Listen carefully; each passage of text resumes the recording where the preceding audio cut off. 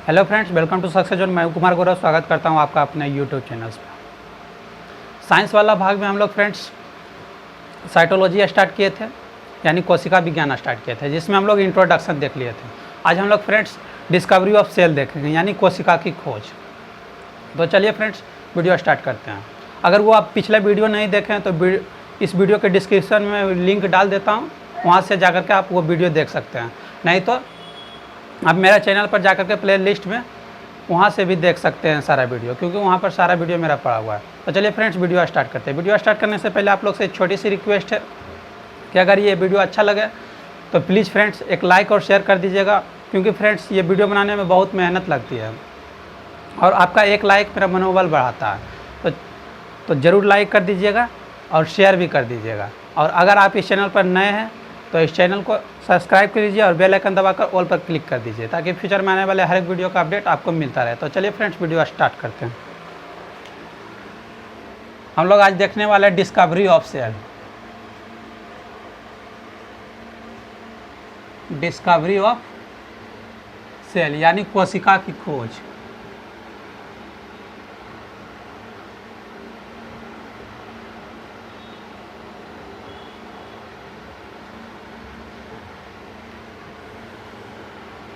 कोशिका की खोज।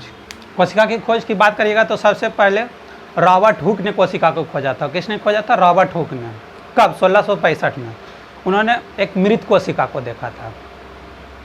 जब वो एक कॉर्क सेल को देखे थे, कॉर्क सेल कहे तो आप जब बैडमिंटन खेलते होंगे तो बैडमिंटन का जो कॉर्क रहता है उसका पीछे वाला भाग देखिएगा, वही कॉर्क होता है, या फिर लकड़ी के छाल को बोल सकते हैं। वो एक लकड़ी के छाल को लिए थे और अपने सूक्ष्मदर्शी से देख रहे थे। जब वो सूक्ष्मदर्शी से देखे तो उसमें बहुत छोटा छोटा संरचना उसको दिखा, जो किस तरह का संरचना था? मधुमक्खी के छत्ते जैसा संरचना था। वो किस तरह का संरचना को देखे थे? मधुमक्खी के छत्ते जैसा संरचना देखे थे। उसमें उन्होंने देखे कि बहुत सारा छोटा छोटा रूम था। उसी रूम को उन्होंने सेला नाम दिया। क्या नाम दिया? सेला। सेला एक लैटिन शब्द था, इसी से फिर सेल का उत्पत्ति होता है। तो चलिए फ्रेंड्स इसका एक एक पॉइंट नोट करते हैं और समझने, फिगर के थ्रू समझने का कोशिश करते हैं। सर्वप्रथम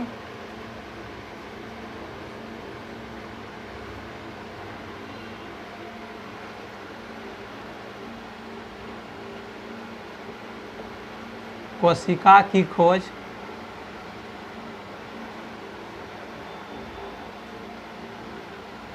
रॉबर्ट हुक ने 1665 में किया।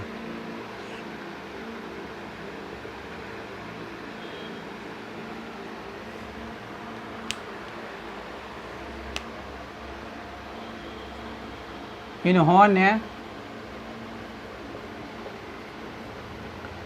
एक मृत कोशिका को देखा था।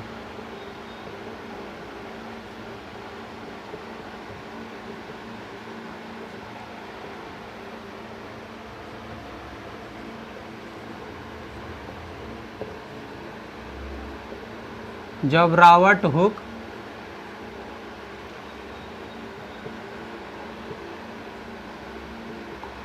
को टिश्यू यानी लकड़ी के छाल को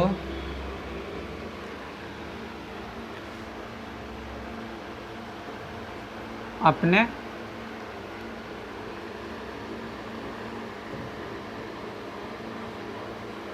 सूक्ष्मदर्शी पर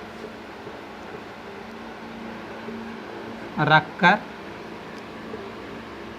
देखा तो उनको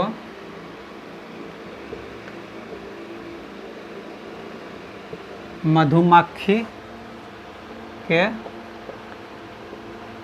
समान संरचनाएं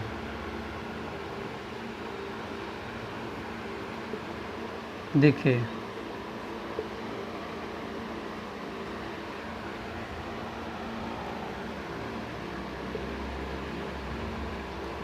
उन्हें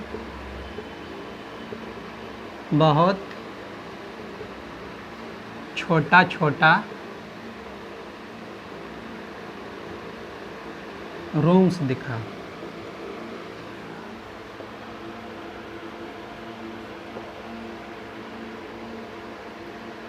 जिसे इन्होंने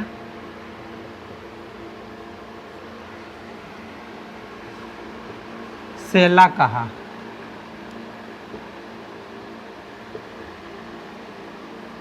इसी से सेल की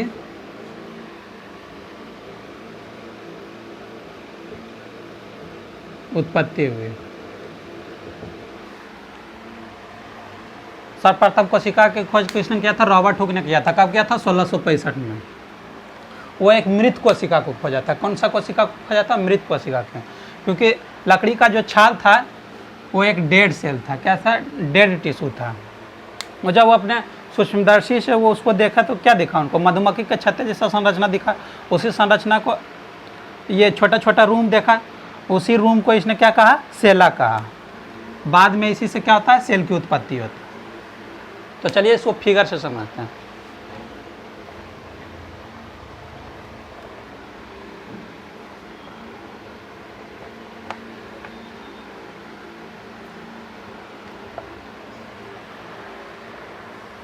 जब रॉबर्ट हुक ने सूक्ष्मदर्शी में देखा तो उसको कुछ इस तरह की संरचना दिखी थी।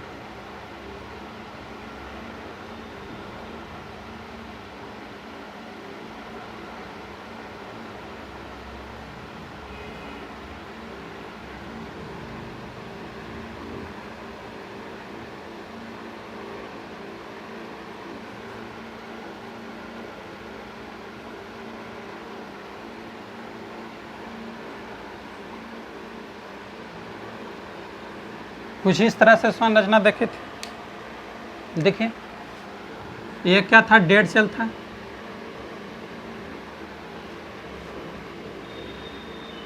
यानी मृत कोशिका था।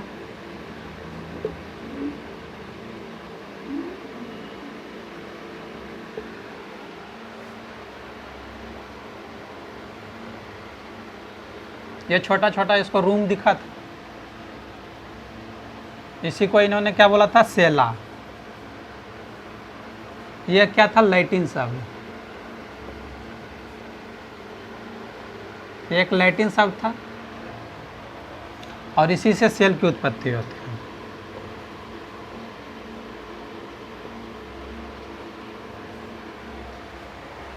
रॉबर्ट हुक ने अपना इसका एक बुक था माइक्रोग्राफिया, उसके 18 अध्यायों में कॉर्क सेल का चित्र का और पूरा कोशिका का चर्चा किया।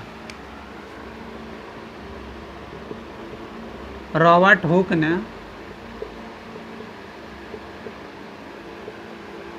अपने बुक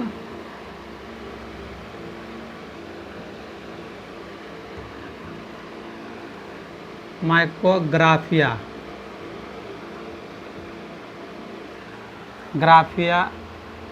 के 18 अध्यायों में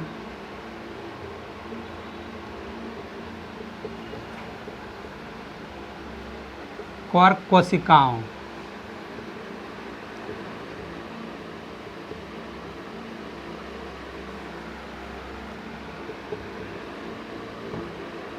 चित्र एवं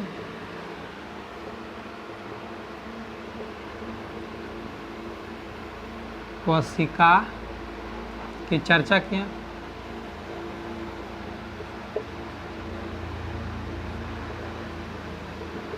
क्या किया? मृत कोशिका, ये कॉर्क कोशिका के चित्र एवं कोशिकाओं की चर्चा की है। कितने अध्यायों में? 18 अध्यायों में। ये तो था मृत कोशिका की खोज। अब जीवित कोशिका की खोज किसने किया वो देखते हैं।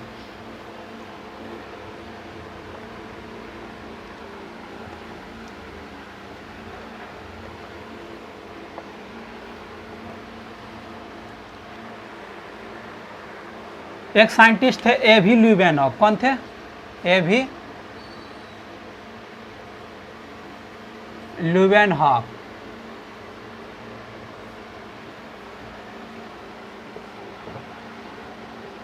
इन्होंने सर्वप्रथम 1676 ईस्वी में, कब? 1676 ईस्वी में जीवित कोशिका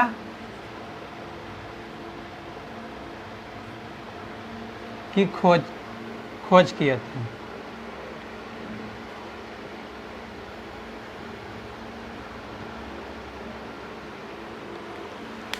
एबी ल्यूवेनहॉक ने कब क्या किया था? 1676 ईस्वी में जीवित कोशिका की खोज किया था। तो पूछा जाएगा मृत कोशिका की खोज किसने किया था? तो बोलेंगे रॉबर्ट हुक। जीवित कोशिका की खोज किसने किया था? तो बोलेंगे ल्यूवेनहॉक। यदि सिर्फ पूछा जाएगा कि कोशिका की खोज सर्वप्रथम किसने किया था, तो बोलेंगे रॉबर्ट हुक। अब इन्होंने क्या किए थे? कहा जाता है एबी ल्यूवेनहॉक जब बारिश के पानी में नहा रहे थे तो इसके हाथों में कुछ मिट्टी लग जाती है। क्या लग जाती है? मिट्टी लग जाती है। जब वो मिट्टी को अपने सूक्ष्मदर्शी से वो देखते हैं तो उसमें वे देखते हैं कि बहुत सारा छोटा छोटा पार्ट इधर उधर घूम रहा था। क्या कर रहा था? इधर उधर घूम रहा था। वही छोटा छोटा पार्ट को इन्होंने सूक्ष्म जीव नाम दिया। क्या नाम दिया? सूक्ष्म जीव। बाद में इसे जीवाणु यानी बैक्टीरिया कहा गया। तो उसको नोट डाउन कर लेते हैं।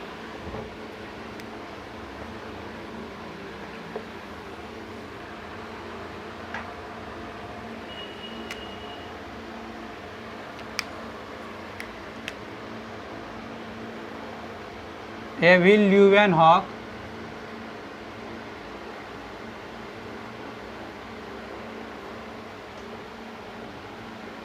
जब बारिश में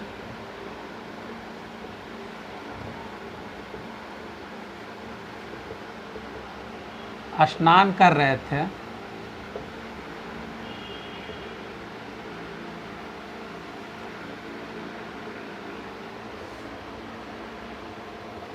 तो इनके हाथों में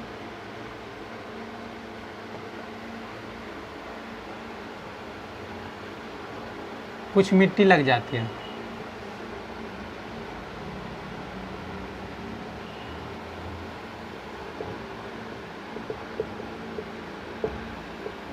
जब इन्होंने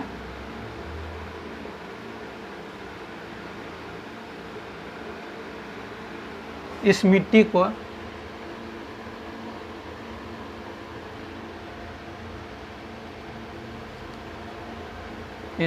को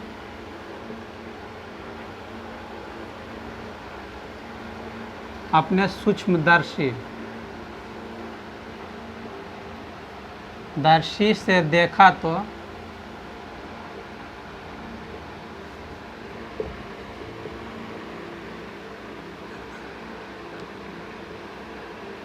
इसमें बहुत सारे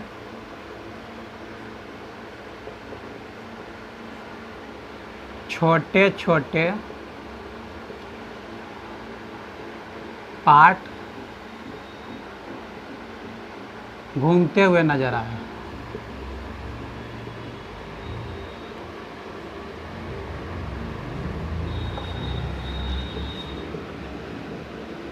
जिसे इन्होंने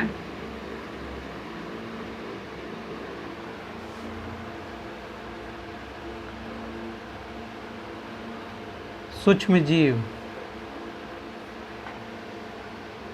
जीव कहा।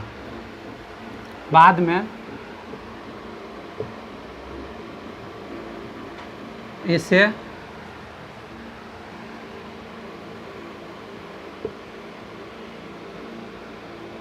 जीवाणु यानी बैक्टीरिया नाम दिया गया।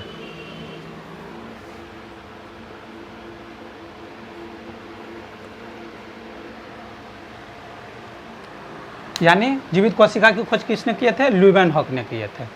उन्होंने क्या देखा था? जीवाणु को देखा था। किसको देखा था? जीवाणु को देखा था। एक पॉइंट और नोट कर लीजिएगा इसमें।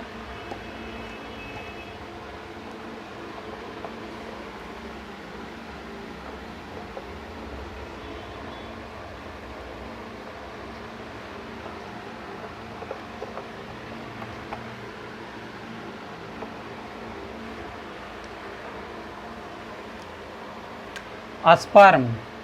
एबी ल्यूवेनहॉक ने स्पर्म, आरबीसी और प्रोटोजोआ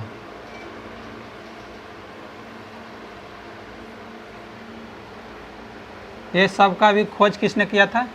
ल्यूवेनहॉक ने भी किया था।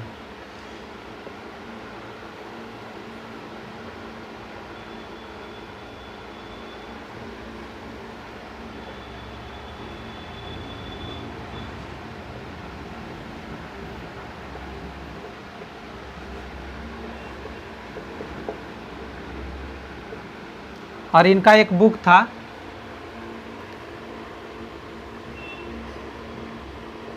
सीक्रेट ऑफ नेचर, ये याद रखिएगा। तो ये था फ्रेंड डिस्कवरी ऑफ सेल यानी कोशिका की खोज। अब हम लोग पढ़ेंगे सेल थ्योरी यानी कोशिका सिद्धांत। तो चलिए फ्रेंड्स आगे बढ़ते हैं।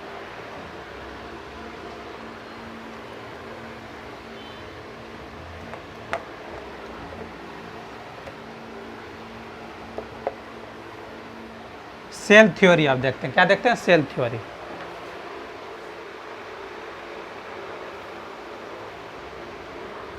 तो हेडिंग दे दीजिएगा सेल थ्योरी यानी कोशिका का सिद्धांत।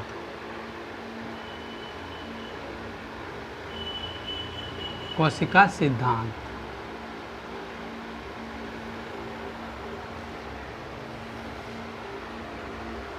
इसमें दो साइंटिस्ट आए थे, एक स्लाइडेन एक स्वान।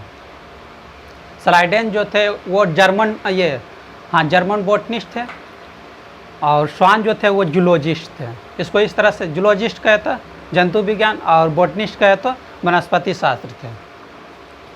स्वान और स्लाइडेन इसको किस तरह से याद करिएगा? स्वान जैसे जूलॉजिस्ट थे तो इसको याद करने के लिए एक ट्रिक है। जैसे कि हम लोग स्वान जो है, एक संस्कृत में हम लोग स्वान किसको बोलते हैं? डॉग यानी कुत्ता को बोलते हैं। तो स्वान जो है कुत्ता के लिए यूज किया, संस्कृत में कुत्ता को यूज किया गया है स्वान, इसलिए ये कुत्ता जो है क्या है? एक एनिमल है, तो इसलिए इसको क्या बोलेंगे? जंतु शास्त्र बोलेंगे। और बॉटनिस्ट कौन थे? स्लाइडेन। तो ये दोनों याद रखिएगा। इन्होंने सेल थ्योरी फॉर्मुलेट किए थे। इन्होंने बोले थे कि all living organism are made up of cells and their product. मतलब जितना भी सजीव है वो कोशिका से मिलकर बना है या कोशिका के प्रोडक्ट से मिलकर बना है। लेकिन इन्होंने ये एक्सप्लेन नहीं कर पाया कि जो न्यू सेल है वो कहाँ से आता है। तो एक नया साइंटिस्ट आए थे, रूडोल्फ विर्चो। कौन? रूडोल्फ विर्चो, 1855 में। वो ये बताए थे कि जो नया कोशिका वो कहाँ से आया था। वो बताए थे कि ओमनी सेलुलर ई सेलुलर, मतलब new cell arises from pre existing cell. मतलब नया जो कोशिका की उत्पत्ति होती है वो पुरानी कोशिका से होती है। तो चलिए फ्रेंड्स इसको देखते हैं।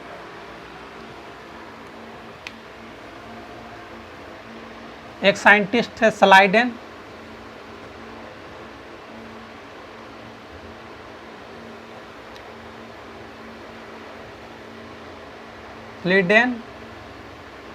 और एक थे स्वान।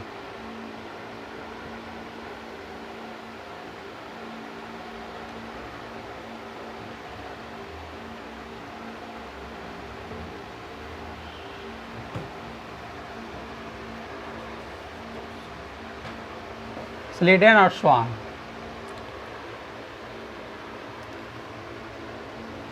ये थे बॉटनिस्ट यानी वनस्पति शास्त्र।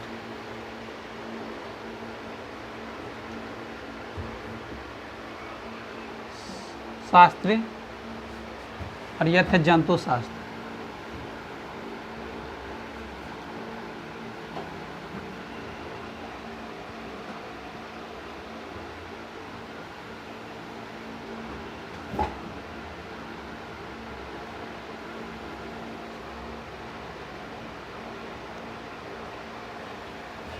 ये वनस्पति शास्त्री थे, जंतु शास्त्री थे।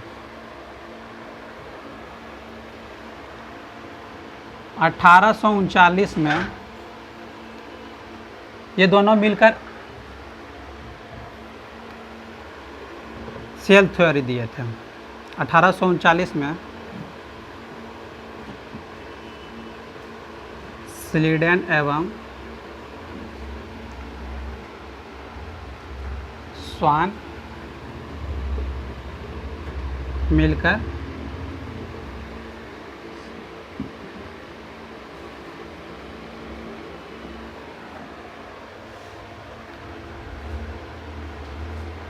थ्योरी क्या था? थ्योरी था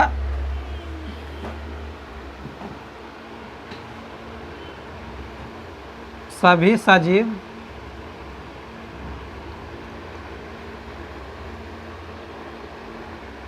कोशिका या कोशिका के उत्पाद से बने हैं।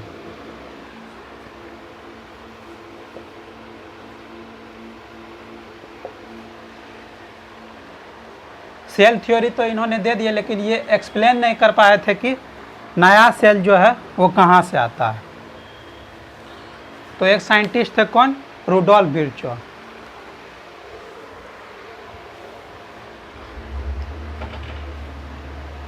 तो उसके बारे में लिख लेते हैं। एक साइंटिस्ट आए थे कब? 1855 में। 1855 में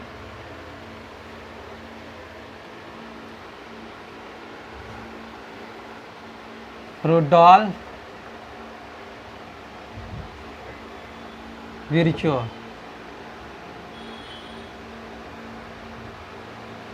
ने बताया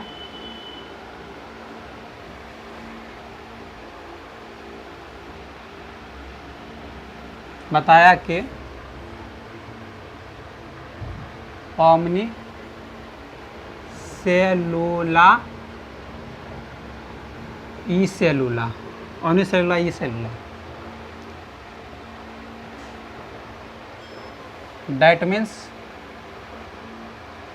new cell arises from pre-existing cell। इसका मतलब नया सेल, नया कोशिका की उत्पत्ति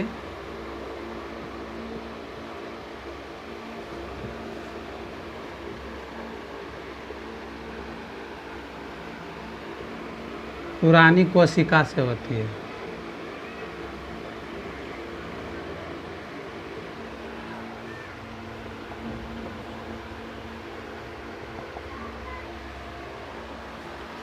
रुडोल्फ विर्चो ने क्या बताया था? 1855 में क्या बताया उन्होंने?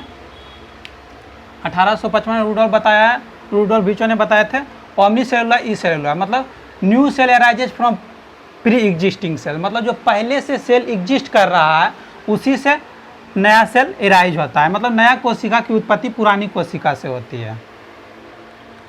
फिर ये तीनों साइंटिस्ट का स्टेटमेंट मिला करके एक नया सेल थ्योरी दिया गया। वो क्या था?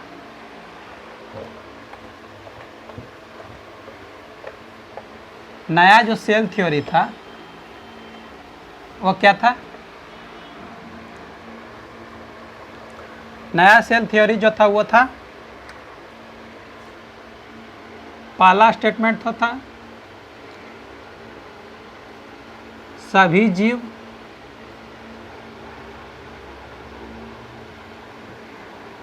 कोशिका या कोशिका के प्रोडक्ट से मिलकर बने हैं। और दूसरा स्टेटमेंट रुडोल्फ विर्चो का जो था वो क्या था?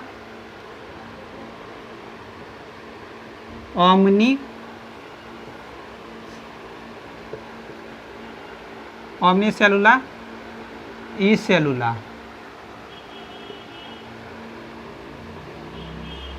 मतलब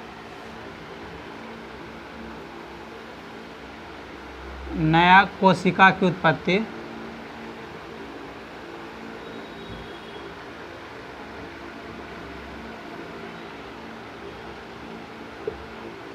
पुरानी कोशिका से होती है।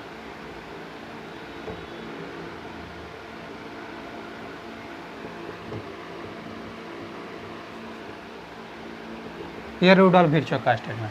तो ये फाइनल सेल थ्योरी था। ये क्या था?